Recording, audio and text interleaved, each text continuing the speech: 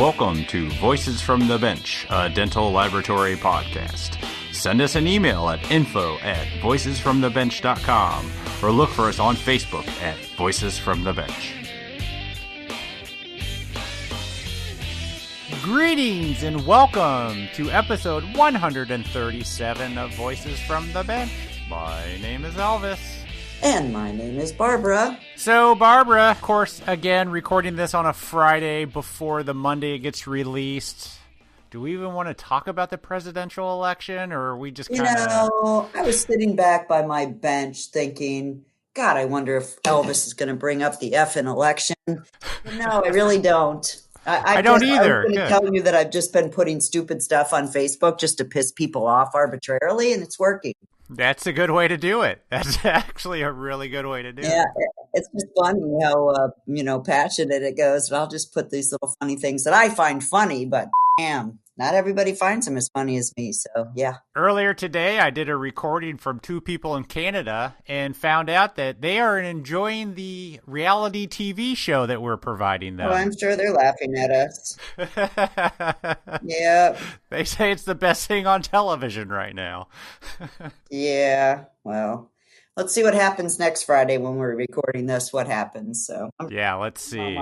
Hopefully it's just done by then. Yes, bingo. So what else is going on? Busy at the lab? Yeah, it's a Friday. So yes, Fridays for whatever reason are always the freaking busiest. So I've been super busy and just making beautiful teeth and talking to doctors and doing my thing. How about you? About the same. We're actually growing. We brought in some new people. Awesome. Which is exciting. So, we're staying busy. It's not the growth we saw earlier in the pandemic, but it's definitely steady, which I'm happy about. Oh, yeah. Yep. It's going to stay steady, just saying. I hope so. All right. So what do we got going on? We had the extreme pleasure to participate in the only real dental technician conference to happen since April. Yes, we did. The people in Texas won't let anyone stop them from getting their continuing education and to get together for a good time. Now, unfortunately, Barb and I could not be there due to the circumstances, but our good friends at Argon had a booth, set up a laptop and a microphone, and we got to do what we are calling live not live. Sorry. Live but not live at the Dental Laboratory Association of Texas Conference from the Argon booth. But first up, before we start talking about who we talked to, we want to give a big thanks to Keith Wilson, who is the Argon rep for Texas. He was amazing. He had them lined up, ready to talk to us. He did a wonderful job.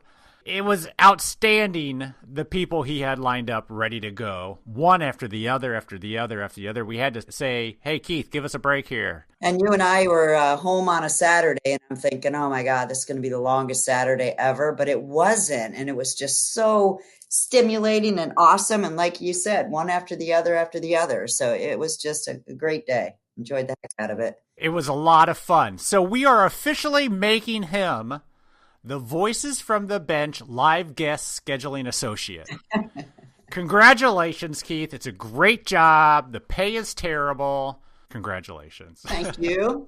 So we talked to so many great people at the DLAT that we had to actually break it into a few episodes. And this week, we kick it all off. First up, we chat with Matthew Douglas, who is the current president of the DLAT.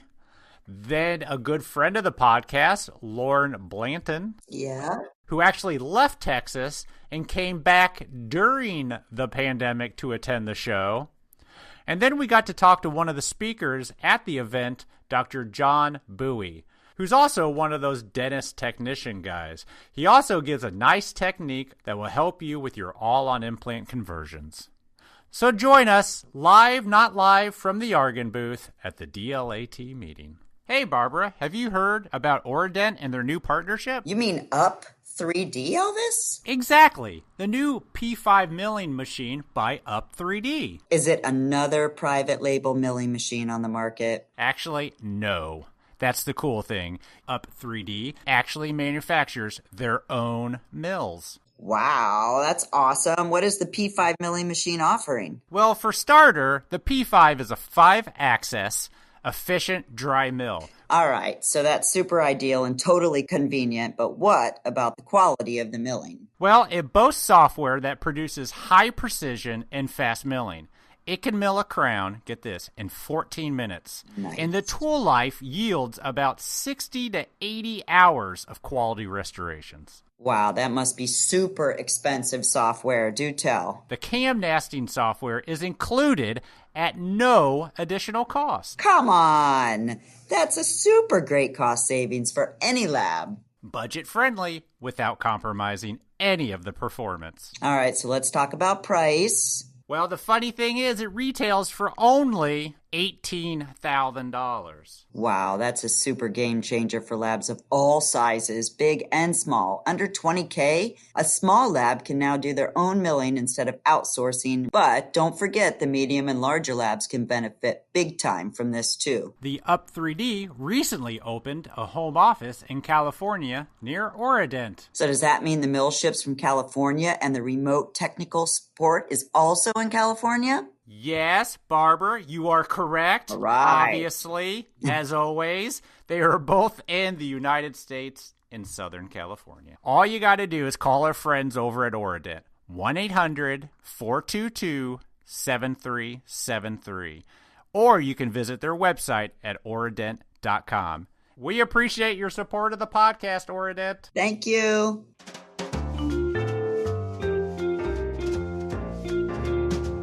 Voices from the Bench.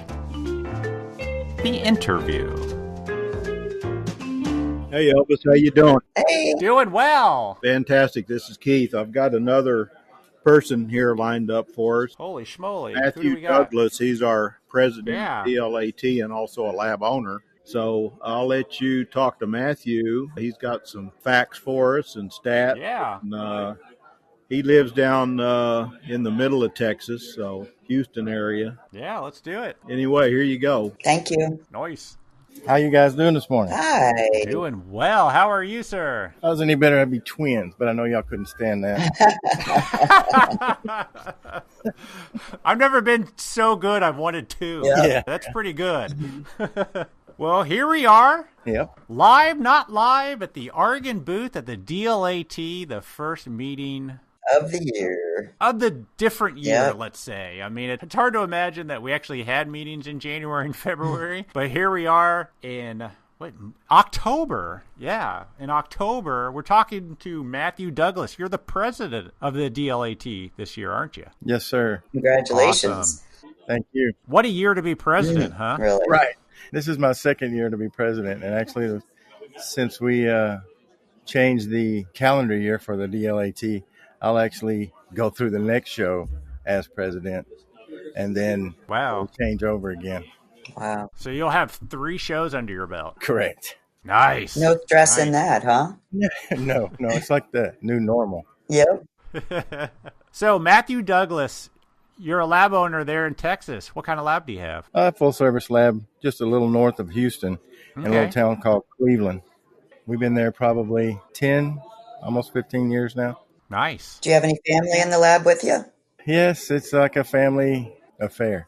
I bet. We just bought a building during the start of this, so we moved the lab from in town to out a little 9 miles outside of town. We bought 3 acres, a house, and a old store, and it's 1,660 square feet. Wow. Yeah, we did all that in kind of scary times. Wow. Bet you that took a lot of nerve. How's it going now, though? Have you guys picked up business? Yes, it's starting to. We're not 100. We were like at 150%. When all this was going, we were doing really well, and then it dropped down to oh my God. Yeah. And then, That's a good percentage. Yeah. and now we're starting to build back up. So right now we're doing okay. We do a lot of all on 4, so that's what's really pulling us through Good for this you. time. It's amazing how quick those all-on-4 procedures and chairside conversions came back. Yeah. Yeah. Agree. I was shocked how quick that was. I thought we'd be doing a lot of single units and regular dentures at first, but no. Those things started scheduling right out of the gate. Right. And as soon as it happened, it just the calendar started getting full. Yeah. And it just went to normal again. I have a feeling it's all these people that sat at home looking in a mirror for months on end, and eventually said, I got to do something about this. Yeah, I'm tired of looking at these holes. Yep. Yeah. Right. So when did you open your lab? You said you opened 12 years ago? Yeah, I've been back and forth. I kind of took a little hiatus for a little bit and did some implant work with National Dentex and then got that straightened back online. And I said, I'm not the corporate guy. Yeah. I came from owning my lab to finally working with affordable dentures for 12 years. Wow. As the lead technical trainer for a while. And then after that, I came back and said, if I'm going to work that hard, I'm just going back and opening my lab again. So I just there you go. Slowed down. I'm 57 now, and I was like, I don't want to die at the bench, but just close. We all say that, I'm telling you. Yeah.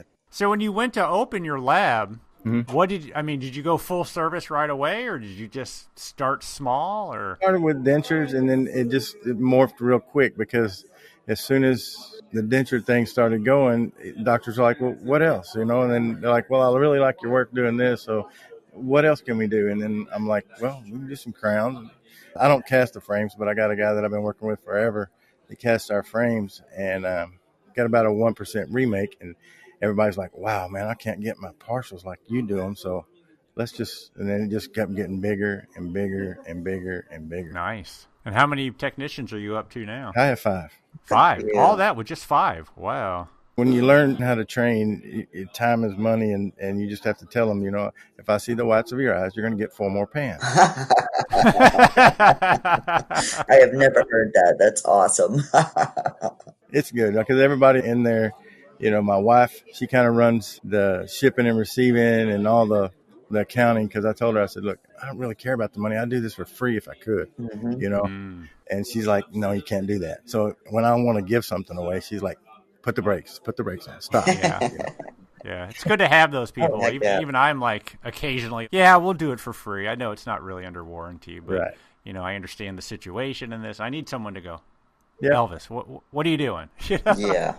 That's what she does. Yeah, she does that, and she's the worry wart. I just do it. I do it all day long and just enjoy it. I mean, it's 28 steps from my house to my lab now, so I can go over there, just do my thing and go home. It's on 3 acres, so I can take a lunch and go outside and just breathe, That's hilarious. That sounds awesome to me. That's hilarious. That the steps. Yeah, 28 steps, it is. Yeah, you made that walk a few times, you haven't bet. you? Just a few. So are you speaking today, or do you have to get up on the podium and introduce anybody?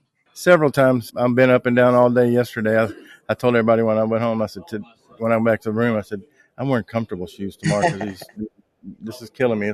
I forgot how it was, Yep. Walking around, and then all of a sudden I'm walking around and I said, dang, my feet hurt, my back hurts, but then at the end of the day, you're like, okay, it's all right. I enjoyed it. This morning I woke up at 3:30. Oh. And I was like, okay, what's next? Where are we going? I came down, took a picture of the booth. It was still dark. Nobody's there. I sit there at the registration for a little while, waiting on some coffee. I said, dang, nothing's open. I'm going to Whataburger. Oh, nice. Nice. There's one right outside that hotel. Exactly, right across the street. That's right. So what made you get into participating on the board and getting involved stateside? I was talking with people, and I was like, well, why don't we ever have any denture stuff at the show? And they were like, well, it's just, if you want to make a change, you just got to get involved. Yeah, so I agree. Okay. And I came from the big show mentality from working at Affordable, because they have that huge organization, and when they get together, it's a big deal. So my vision was, I just looked at Chicago and I said, I want it to be half that big here. Just half that big. So we're making strides for that. We had 57 or so booths sold before the pandemic started. Yeah. For the show, and then this was going to be our big thing. Richard and I, the vice president, we sat and talked about it. And we were like, man, this is going to be it. And then all of a sudden, okay, now we can't do it. And then it was like, okay, so how are we going to do this? So we started doing it again, and I think we have 26 or 27. The room's full in here, and they're in the hallway. So nice. We had 201 registered, 135 is general admission, 46 was live streaming only. Then we printed 140 badges, and of that was live streaming and in person. So we have people from Texas, Illinois, Oklahoma, Missouri, New Mexico, Kansas, California, Arizona, West Virginia, Washington, and Colorado. Wow. That's amazing. And all the people watching it on your Facebook Live. Yeah, you don't get those numbers. I mean, I'm sure you're getting lots of hits. Oh, yeah. I'm sure that, and everybody that they can share this with their lab, and then I'm sure that's being shared and shared and shared and shared. So, like I told them, I said, the more people that can see that it's okay to be in the public again, they probably won't be as scared whenever we try to do this in March. What is the vibe there? Are you noticing a lot of people hesitant to be close to each other, or people are just like, I'm over this, let's take advantage of it? It's pretty much the over, because everybody wants to, you see those people that walk up to you and they're like, hug, shake, or what are we going to do? Yeah. And I'm a hugger, so I'm like, everybody that I've seen, Gary Box, just take that for, oh, yeah. He comes up and he hugs you every time. Yep. Yeah. Does he still have his huge cowboy hat on? Yep. You got to dodge it every time you reach for him. Yeah, we talked to him last year. I remember him. Yeah. Good Yeah, guy. that was a great conversation. I think I'm presenting him today with a 45-year pin. Oh, my gosh. Really? Wow. Yeah. That's great. That's awesome. 45 years. 45 years. That's a long That's time. a milestone. We have a 50 and a 60, and the 60's still living. Wow. And then you got Emery Burdine, what'll be getting his, but he passed. Aww. Yeah. So, That's amazing. 60 years. yeah, 60 years. That's a long time. Yeah. That's a long time. How many years are you on with your CDT? I have been doing this since 81. Nice. 81. Well, I hope you have a really great meeting. It sounds like it's super successful. Yes. Wish we were there for sure. Oh, we do, man. You guys, we miss y'all bunches. Yep. Yeah. It was such a great show last year. I remember when we went, my expectations weren't huge because, I've been to state shows and they've usually been kind of, But, wow, you guys blew it away last year. Had a great time. Yep. Great content. And it looks like you guys are doing it again this year, even under the circumstances. Yep. I say we have already, as the vendors are gathering their stuff, we have gone by and started pre-selling booths for next year. March. Yep. Yeah. I think we have 8. I don't remember. Jason said, I think 6 or 8 that we've already gotten. And then there's a bunch of that have to go back to the corporate office. And sure. The live streamers, I think we gave them if they just live streamed, then they got a 25% off of their booth for the March show. If they have a booth and a speaker, then they got 50%. Yeah. Good incentive. Yeah. Because we were trying to do everything we could to grease the wheel that makes it work. Hey, you got to do what you got to do. Yep. You bet. Yeah. Well, hopefully we will be there in March doing this live at the Argon booth and not live. Well said. It's so interesting to talk to people and not be there, but be there. Yep. That Zoom thing is becoming the norm. And I'm like, just as long as you can see their face, it's okay. It's that point, like sometimes we have board meetings and it's just on a phone call. And until we started doing Zoom, it was like, did he just put me on hold and over there making gestures that I don't really want? Yeah. Are they looking at Facebook when they should be talking to me? What's going on here? Exactly. Yeah, I just walked through the presentation over there, and this guy was looking at a movie, and his boss walked by and looked at him, and it's like, really? I'm paying you to watch a movie? Turn that off. I guess it depends on the movie. No. Yeah. I don't know. It was a young kid, so it was like he was trying to unfocus and focus, and he couldn't get it. Yeah. Nail.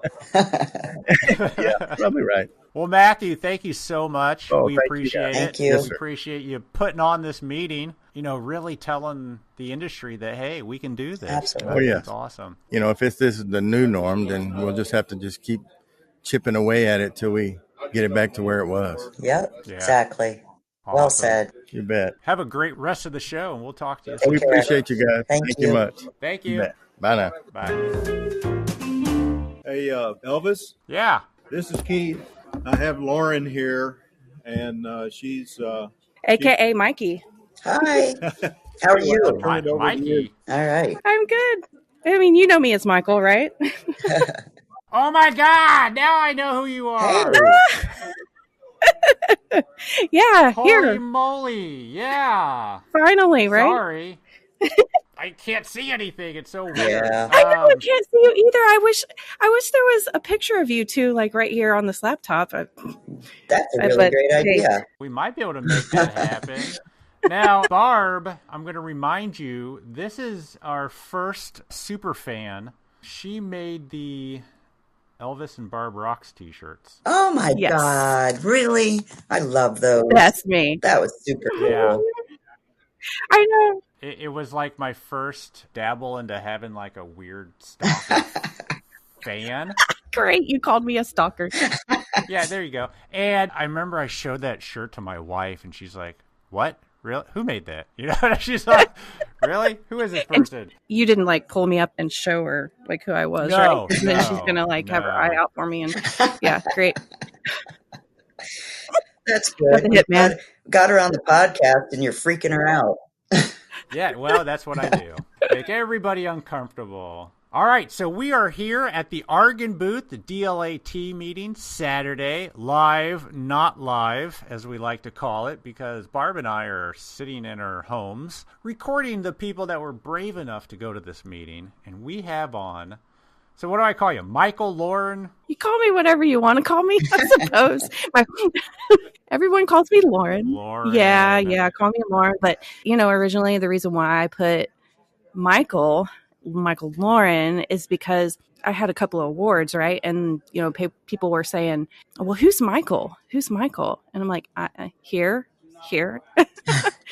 So it's just kind of a way that people could tie me to some of those foundation awards. Yeah. Sure. It must be difficult to have a Michael. It is. On every legal document. I mean, I'm sure it is. And, I could go so deep with this. My dad's name is Michael. He thought it would be cool that his daughter's name was Michael. It's not cool. Yep. Between insurance denying you things and selective service sending you paperwork, it gets sure. deep. So what lab are you from? So currently I am in Pennsylvania at Bonifate Dental Lab. So you were one of the ones that flew in. How did it go? I did. It was nice. Lots of space on the flight, and the weather was nice. Cool. Yeah. So you were at Summit Dental Lab. That's what I thought. That's years. Right. Mm-hmm. Yeah. 12 years. What happened? COVID. Oh, really? COVID? That moved you to Pennsylvania? That's a long way away. Yeah, I just figured I'd give my try at some multiple feet of snow. Sweet. I don't know. Yeah, family and I, we've all moved up to Pennsylvania, and it's so beautiful. And, I'm listening to the podcast the last couple of weeks, and Barb's talking about going out for a run. It feels great outside. And, I'm with Elvis now. I'm like, it's cold. Yeah. It's cold already. Barb and I were going to record yesterday, and she sends me this text, says, dude, I haven't been to the beach all day. Can we do it tomorrow? And I'm like, really? That's your biggest issue? You haven't been to the beach today? Yeah. You got to have your priorities, Yeah. And, actually, that's what's really cool about being in York. It's like 2 hours to the beach. It's 2 hours to DC. It's an hour to Philly. I mean, you got the mountains to the west. It's awesome. So you're in York, Pennsylvania. Isn't that big Dentsply country? That's right. Interesting. Yeah. What were you doing in Summit? You were a manager? Everything. Everything. Yeah. Okay. Yeah. It just depended. Was it Monday, Tuesday, Wednesday? Yeah. That's a dental technician for you. Yeah. I mean, originally, when I was hired on, I was a ceramist, and then had some wrist surgery, and that took me off the bench for a while. So thank goodness they let me give my try at 3Shape design. And now with that experience, I truly believe that putting a ceramist behind a computer screen is the way to go. Yep, I totally agree. You know what you're looking for. It's great. You couldn't stop me. I think that's amazing how you can switch gears so successfully. I struggle a little bit with the computer and the technology and all of that because I'm a ceramist as well, and I don't know. It's tough for me. Yeah. Well, don't ask me to do anything else computer wise. Yeah. I don't know. I don't know what to do. Yeah. It takes a team. Yeah. So, yeah. So then after that, as you know, I'm sure Hal and Glenda sold their lab to Apex, and I took over the big glass box. What we call that QC. Yeah. And so, as you QC, you're doing a little bit of everything. So yeah, I used to QC here. I hated it. So what are you looking forward to most of the meeting? Did you see Ricky's this morning? Well, Ricky was yesterday morning. First thing, yeah, she got it started, and delightful. Yeah. Yeah. I cannot wait to sit down with her some more. Yeah, she's brilliant. We're connected via Facebook, and I was very happy to finally meet her in the flesh. And she has so many great ideas, and she's so inspiring. Like, she just makes you feel good. Yep. And she loves technicians. I know. Yes. Big time. I'll never forget when we talked to her how much she loved us. I'm Yeah. like, well, there you go. Yeah. What's not to love? Of course. Yeah. Everybody loves us. So after you moved to Pennsylvania, why'd you come back for the DLAT? So I'm on the board. Yeah. nice. They still let you be on the board after you move? Like I said, everybody likes us, right? There you go. I'm part of the board, and even though I left the state, I'm still committed. And so I'm here. We're doing things. Come March, if someone wants to become part of the DLAT, they have the opportunity to knock me off of my seat. Yeah. If I sign up for something, I'm committed. Yep. I'll be here. Yeah. That's how I am too. And I tell you what, congratulations on pulling the meeting. Yeah. Really a great meeting, over 100 people here, and everything's just going really well. Yeah. Everything's changed so much, from week to week. And, we're having meetings online with the board, and, this week we have to change this. Oh, this week we have to change this. And now that it finally happened and everything it's going. Yeah. Yeah. I can't believe it. It's great. I love it. And after not being able to travel and network and everything for 6-7 months, I'm sure it's great energy. Mm-hmm. Yeah. And, I was sitting on my hiney at home watching webinars on my poor computer now. I mean, it's done its job. Yep. Yeah. It's nice to see people face to face.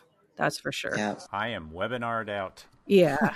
I mean, not that I don't still watch them. I don't know why. Why are we still so drawn to webinars? Got me. Convenience, laziness. That's my go-to. Yeah. I can't wait till next March. Hopefully we'll do another one. And then, I look forward to LMT. Like, I'm ready to get back out there. You kind of feel, well, at least I did. I felt a little apprehensive about getting on a plane, a bunch of people, and being here at the conference. I was a little apprehensive, but it's good. Awesome. Yeah. Yeah. I just wish y'all were here too. Yeah, so do I. There's nobody coughing and everyone getting a dirty look or any of that. Or... No. We'll just kick them out with our boots. Yeah. What are you doing in Pennsylvania? Are you still doing 3Shape design? I am the fixed department manager. Nice. Congratulations. Thank you. So yes, you are still doing 3Shape design and everything else. Yeah, 3Shape design, wax it, finish it, glaze it, whatever I need to do on a daily basis. Nice.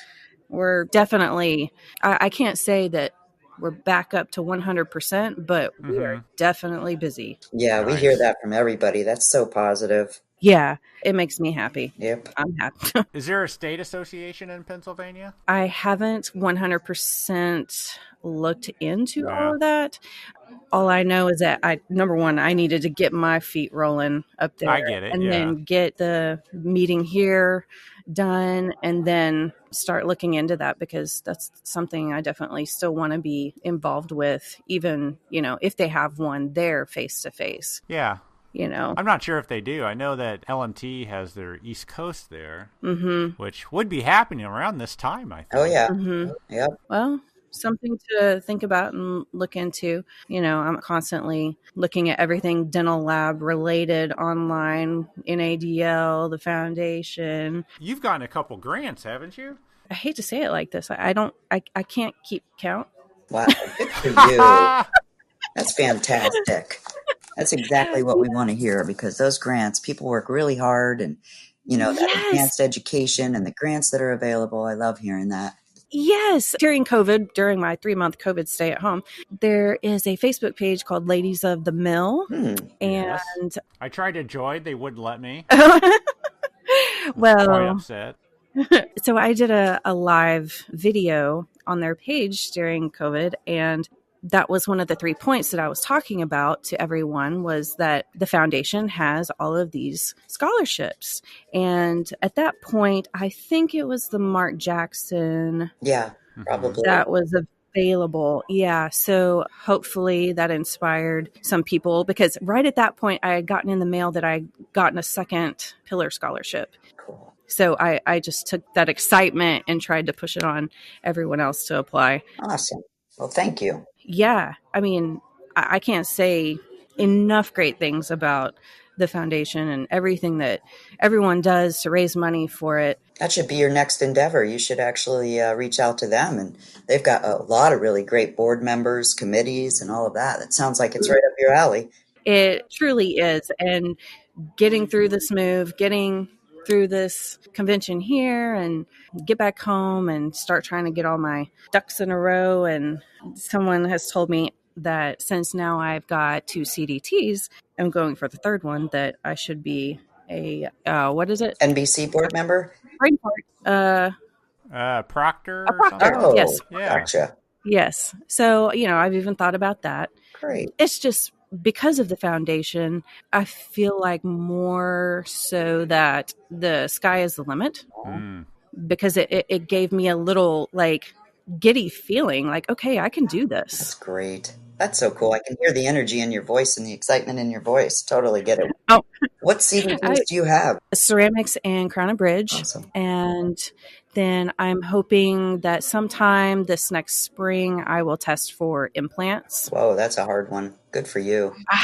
I know. Oh my gosh. And you know what? Actually, without saying too much, I'm talking with someone about all the reasons why you should be a CDT. Oh. And one of the things that is asked is, what is a misconception about taking the exam and being a CDT? Is that it's scary, but it's not scary. You make it scary. Most of the stuff that you do for the exam are things that you already know. Yep. Mm-hmm. There are things that you do every day when you're working. A little bit of extra studying and talking to some of your coworkers, reaching out to some other people that are willing to teach you and invite you to their labs. And there's such a network now. Mm-hmm. Oh, sure. And the way everyone just openly shares online, or people mentor each other, there's no reason why someone shouldn't be able to really get these, all of them, if you wanted to. Exactly.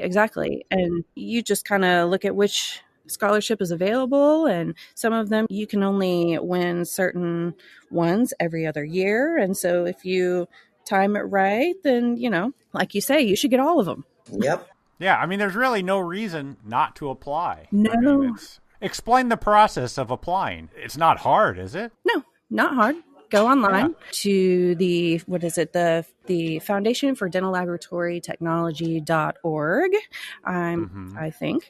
And something, yeah. Yeah, and then there's a little tab at the top, and you click on it, and you go down to scholarships and select on the one that you'd like to apply for, and they all have dates that you need to apply by. It'll take you to another screen. You fill out your information. But actually, what I suggest to do is, you're going to have to type a letter of submission, right? Yeah. So type up your letter first, because when you go to the page and you click on all these things and you fill out your information, you have to attach your letter.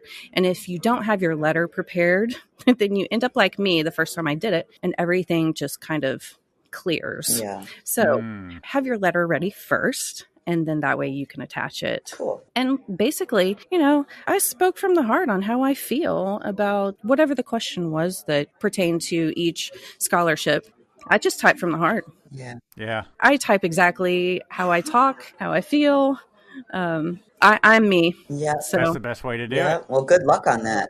I wish you well. Yeah. I'm sure you'll do great. Yeah, that's what you're selling. Thank you. Yeah, it's a little scary. I'm sure. Are you going to do everything remotely? Because I know they do all the tests remote now. Yeah, I want to try it out. Yeah. At the LMT event in Chicago last, they did a test, just a what's the word now? A beta test? A beta test, yeah. So I went ahead and did that just so I could see what it was like, how it made me feel. Was I comfortable? Mm-hmm. But now doing the practical now remotely, that's going to be a little different. So interesting. I'm interested in that as well. That's cool. Like I say, the sky is the limit now. Awesome. You can't stop me. So have you looked into the implant? What do you have to do? Design an abutment? Modify a stock abutment? What do you have to do? Do you know? From what I can remember, we held a test at Summit last spring, or maybe it was last fall. I can't remember when it was. We had one technician take the implant exam, and I think she had to design 2 custom abutments, overdenture. Oh, like a bar or something? Yeah. There are some things I need to connect back with her. She was going to send some information, but anyway. That's a whole mentor industry, getting help. Yeah. That's what it's all there for. Yeah. And that's the thing. A lot of people are scared to ask for help. And you know what? You don't know what you don't know. So just ask. Yep. Sure. Agree. Yeah. Just don't ask me. No. I don't know. I haven't got any of them. Don't ask me yet on the implant test. But we know you'll knock it out of the park. You'll get the CDT, and then everybody will ask. Yep. Yeah. I don't know. We'll see, right? Yep. Maybe I should have made this announcement, right? Yep. Yeah. Exactly. Now you can't let us down. No. Well, Lauren, thank you so much for sitting down with us, not with us. Here at the DLAT at the Argon booth. We really appreciate you. Yeah, my pleasure. Very exciting. Have a great meeting. Yeah, thank you, Barb. Yeah, thanks for listening to the podcast, being a fan, and we appreciate you. Love you both. You guys rock. Thank you. I'm going to put that shirt on later and piss my wife off. She hasn't burned it yet. No, well, maybe. I don't know. Awesome. Thanks, Lauren. All right. You guys are welcome. Come on over here, Dr. Buie. Just have a seat right there. Elvis? Yeah. Hi. Okay, I've got Dr. John Buie here. He's one of our lecturers today. Yeah. John, how are you? Hey, good. Can you hear me okay? We can. Oh, yeah. Can you also, no, it's a podcast. Yeah. Okay, so I'm taking my mask off then so I can. Yeah. That's fine. That's fine. We won't tell anybody. Okay, very good. Well, yeah, well, thank y'all for having me on. I'm a prosthodontist in Midlothian, Texas. Been in practice for a year, do all my own lab work, fixed and removable. So I kind of have, my one foot in the clinician's world and one foot in the technician world. So how do you juggle that? How do you do all your own lab work? Well, it's for Crown and Bridge is really, really streamlined. I have a Trios intraoral scanner. Mm-hmm.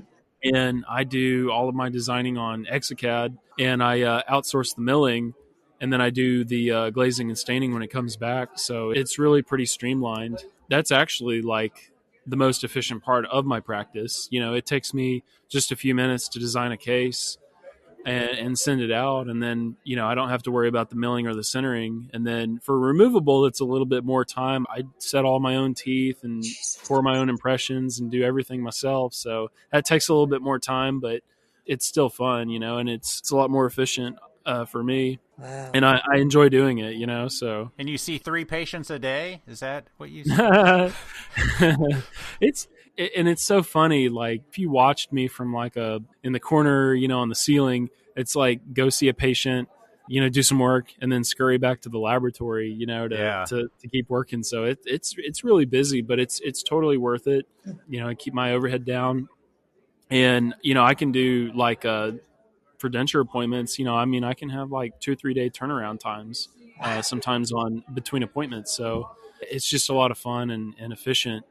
But I use a lot of the Zircad Prime for fixed, and it's been really wonderful. So that's a great product. I'll use it for bridges, implant bridges, for fixed on natural teeth. So it's I don't have to really, think too hard. It's just what shade do we want?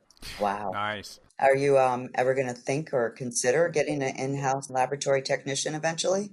I've started looking. I would really like somebody to come in and start helping me. Yes, That's absolutely. I'm getting to the point where word's starting to get out And we're getting a lot of referrals from general dentists, which is kind of rare for a prosthodontist.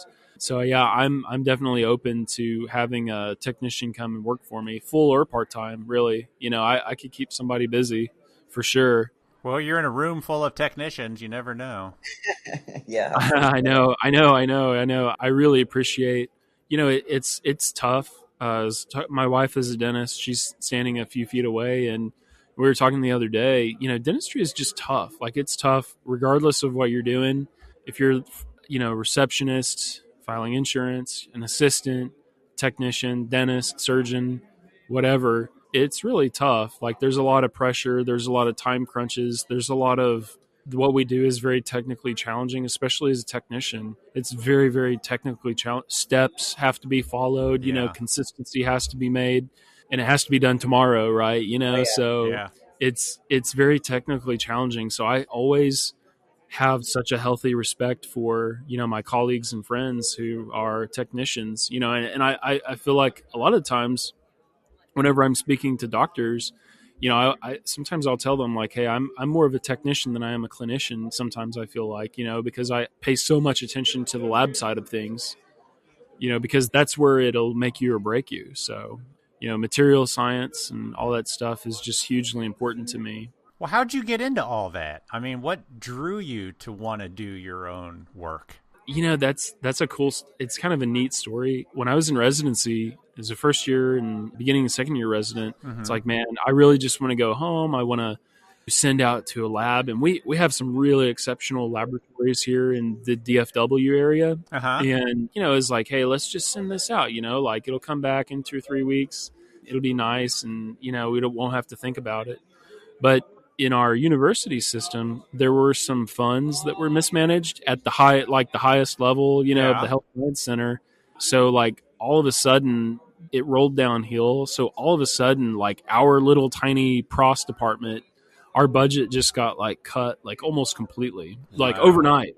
Wow. And so the director came in, it was like, hey guys, we're about to surrender. We're about to lose the war. That's what it felt like. Like, hey, our budget just went to almost zero. So we got to figure out a way to make things work. And we had the scanner, we had 3Shape, we had the CAD software, we had the outsourced milling capability. And my co-resident and I just took it upon ourselves. We said, we got to help the program out. So we took it upon ourselves to start designing, and outsourcing our milling. Wow. And all of a sudden, it just we're sitting back thinking, holy moly, we're actually getting better work and saving money, and we get exactly what we want.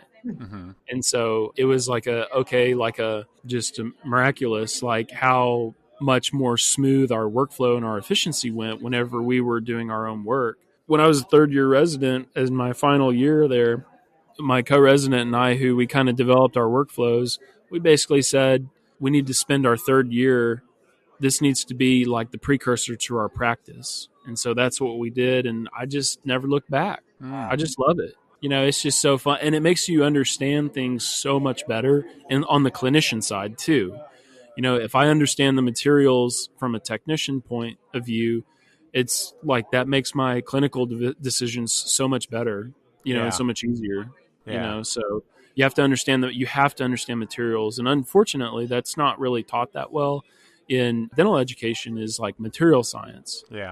So from, a lot of the times the technician is the expert on material science. And so I like to keep up kind of on both ends of that spectrum in order to help other dentists, to make good clinical decisions. How did you get into doing your own lab work, if you don't mind me asking? What led you that direction? It was like I was saying, with the budget cuts, we had to, our director was like, we're going to have to figure some way to not send as much out.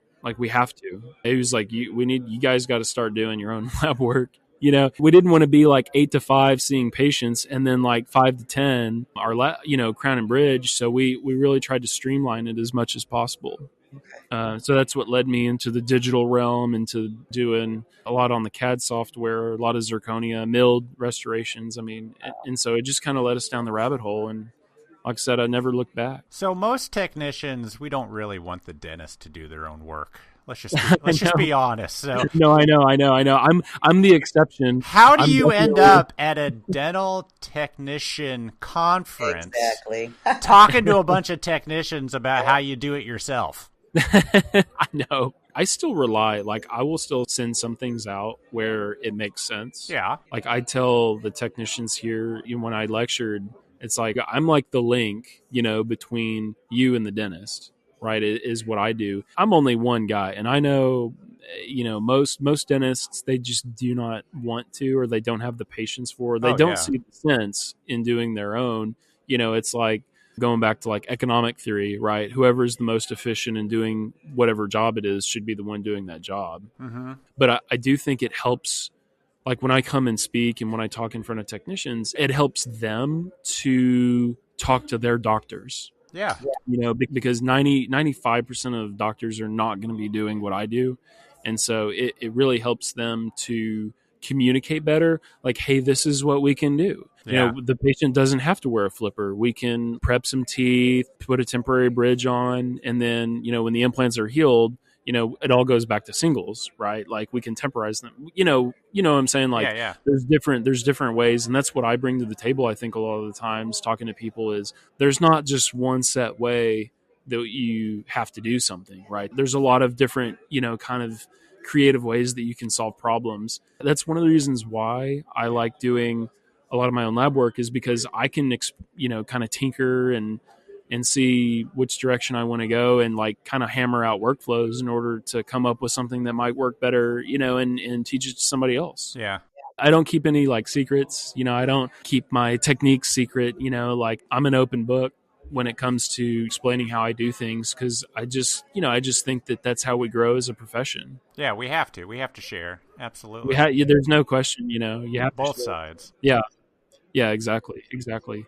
Yeah, so I like when I talk to my general dentists, they know I'm not a threat to business. They know I'm not a threat to taking business away from them. That's why they refer, know, and it's like that's why I'm so comfortable talking to technicians because you guys know, like, okay, my accounts are not going to start doing this magically on their own. No. It takes a pros residency of 3 years. I'm not going to pretend like I know everything, like it's a lifetime of learning. Yeah. But not everybody's going to want to do that. Well, a lot of GPs don't even want to do a wax try-in, let alone set their own teeth. Yeah, exactly. Yeah, I like doing both, fixed and removable. It's a lot of fun. I'm a surgeon as well. Like I'll place implants and, restore. So it's kind of fun to see the full spectrum, the full, timeline, the full patient flow. So that's, and I learn something new every time I do a case. Do you do guided surgery? Yes. My favorite is flapless guided surgery because it's just so clean and there's very little post-operative discomfort. And you get the implant exactly where you want it, Yeah. So I print my guides and I use a keyless system, and it's super nice. Yeah, I love guided surgery. But on the flip side, I think that you need to cut your teeth on something that's the old school way, right? I think that if you want to be placing flapless, you need to know how to lay a flap if your guide doesn't fit, right? Yeah. Like you can't just scrap the surgery if your guide doesn't fit. And so I'm a firm believer when these young clinicians are learning to place, they need to learn how to place with a flap, when the situation calls for it. Mm-hmm. And they need to learn how proper tissue management and, how to actually visualize bone and visualize the implant bed. Yeah. You can't rely on it 100%. No, yeah. And it's like digital versus analog. Somebody, I'm all digital or, I'm all analog. For me, I'm like a mix. Yeah. I'm somewhere in between. Like some of this stuff I'll do digital and some of it I'll do analog, so it's just whatever works and what's efficient for you. That's the way, if it makes sense, go for it. Yeah, but if that guide didn't fit and you made it, that's your fault. Yeah, exactly. Yeah, exactly. But I've done enough trial and error. That's the nice thing about designing them yourself and then printing them. You see the full flow on that. It's like, I think I messed up on this part. Yeah. So that's how I fix it. Yeah. You're learning. Yeah. That's how you learn to do the next one. Sure. Yeah, exactly. Do you convert same day, like a all on 4 type hybrid? Oh, yeah. Wow. Yeah, that's part of the training, and there's 10 different ways to do it, but yeah, I'll do conversions. The implants have to be solid, and I'm a little bit more conservative with that. Yeah. Yeah, but yeah, I'll do same day conversions. It's a long day. I bet if you're doing the lab work. Yeah, exactly. I know how long a day it is just for the lab technician. Yeah, exactly. Wow. Yeah. I need to, if y'all want me to, I can do a webinar on how I do my conversions. It's kind of fun. There's a couple little tricks that I employ that it's like, oh, that's so simple. But it's like, oh, yeah, that makes total sense. Totally. I know we have a lot of listeners that do the hybrids. Let me give one quick. Yeah, please. When you make your duplicate denture, when you have your clear stent, to place the multi-units and to do the access holes in the denture itself, on the denture after you process it, make a thermoplastic stent, like a flexible, like a copyplast or something that's flexible. Make that on top of the denture. And then when you go to surgery and place the multi-units, when you place the temporary copings, put your duplicated denture that has the occlusal holes on, put your thermoplastic stent on the duplicated denture, put a Sharpie marker on where the temp copings are touching your copyplast stent, and then transfer that back to the original denture, the copyplast. Oh, you put the holes exactly where they need to go. Exactly. Interesting. That'll save you like 30, 40 minutes on, placing the bite registration and reaming out. Like that'll save you a lot of time. Yeah, I know that makes perfect sense. I mean, you already have the holes. You already have the copings, exactly. And you just use a marker. That makes a lot of sense. So yeah, just little stuff like that, And do you design the bar on the final? Oh yeah, the titanium bars. Yeah. Oh yeah, but I'm mostly doing zirconia. Are you? So I'll print the try-in, and then I'll have the patient wear it, for however long we need to, make changes on the fly, and then I'll convert it to zirconia and do the zirconia hybrids. So you print the temporary PMMA, I guess? Yeah. Wow, which printer do you do that on? The Moonray S. Oh, really? Yeah. Nice. Yeah. Moonray, yeah, it's a good printer, and they just came down in price a little bit actually recently. Oh, after you bought one, of course. That's how I know. That's how it works. It's like buying like a Tesla or something. It's cheaper. The next month or whatever. Wow. So, where do you send your bars to? Because I know there's a lot of great bar companies out there. I design them myself, and then I send them. There's a local milling center here in Carrollton. Oh. It's House Milling, Haus. Oh, milling. sure, yeah. And they're just super nice. Yeah. They use a really Scheffner alloy, and turnaround is really quick. So yeah. Yeah, we've used them a few times on some abutments. They're good stuff. Oh yeah, very good. Yeah, the turnaround's quick. And it's not, it's very reasonable, the fees on it. Yeah, I didn't realize they were in Texas. That's nice. Yeah. Oh, yeah. Just down the road, probably an hour to get there, from where I practice. But they're right here in Dallas, basically. Yeah, that's convenient. Uh-huh. Yeah. Oh, yeah. But yeah, well, I'm going to sign off. Yeah. It's been a pleasure talking to y'all. I really, have enjoyed being here at the DLAT. And I'm looking forward to coming back next year. And this is a really great group of people. Yeah, it is. We really wish we could have been there this time, but the year we're we live, were there, yeah, it was amazing. It's a great show. So thank you. All right, guys. Appreciate it. Yeah. All right. Thank you. Take care. Okay. Yeah. Thank you. Enjoy. Bye. Hey, Elvis, how is that Formlabs Form 3B printer going for you guys? It's still going really good. We are still cranking out models and custom trays on it. We love the ease of use. With the resin being loaded by cartridge and the free software that Nest and Ed supports instantly, it's pretty amazing. So you've been talking about it for at least 2 weeks now, and I think Night Dental needs to get some. Do you think that it could hold up with our workload? We've got probably 200 to 300 scans a day, and we're printing a lot of models. Wow, that many scans? That's pretty amazing. We don't even come close to that. But I feel that if you had enough of these printers, they could probably handle that high production. All right. But just a few weeks ago, they started shipping out their Form 3L printer. Wow, so they've got a 3B and now they've got a 3L. What do you know about it? Tell me about it. Well, with even a larger build plate, you can print a lot more models or surgical guides every day. And while the 3B that I have only has one laser, The Form 3L has 2, so you can be even more productive. Sweet. And I was talking to somebody at Form Labs, and they are getting ready to come out with an orthodontic model resin that's going to significantly increase the print speed for those labs looking to get into clear aligners. Wow. All right, so that sounds like what my lab is looking for. Can you go over with me one more time the website? Yeah, it's super easy. It's formlabs.com/VFTB, like Voices from the Bench. Nice. Well, this will take you to a page where you can order a sample of something printed on a Formlabs Form 3B printer for free. This way you can hold the proof in your hand and see how amazing this printer is. All right, I'm going to do it. Thank you for your support of the podcast, Form Labs. We appreciate you. Wow, those were great interviews. A big thanks to Matthew, Lauren, and Dr. John Buie for sitting down with us at the DLAT show. We really enjoyed our live, not live. But we really wish we could have been there, and it will definitely, hopefully, let's be there next spring. Again, they're already planning their meeting. They've already got sponsors, so shout out for next year. It's not always easy to get people to sit down with us at the convention, but good old Keith from Oregon did a fantastic job, and I mean that truly and sincerely. We really miss the in-person recordings and can't wait for a time that we can travel and see people again and talk to everybody. And speaking of live in-person events, there might just be an announcement in the coming weeks about where and when Vision 21 meeting will be. Let's keep our fingers crossed. Looking forward to it. We always look forward to that meeting, and I hope they can pull it off in 2021. All right, everybody. That's all we got. We'll talk to you next week. Have a good week. Bye.